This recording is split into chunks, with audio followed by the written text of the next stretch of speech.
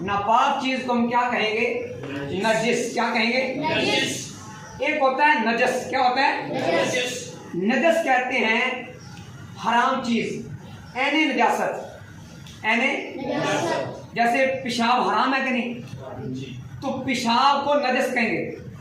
ये ऐने नजासत है, ये नापाक है। ये क्या है? नापाक है। ठीक है। गंदी चीज को क्या कहते हैं?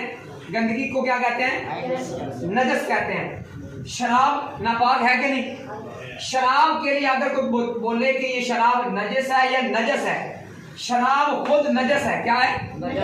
नजस। लेकिन जिस पर लगे उसको नजस कर देती है। जिस पर उसको खुद क्या है? नजस है। और जिस पर लगे उसको क्या कर देती है? इसी तरह पेशाब, ये क्या है? नजस है। खुद क्या है?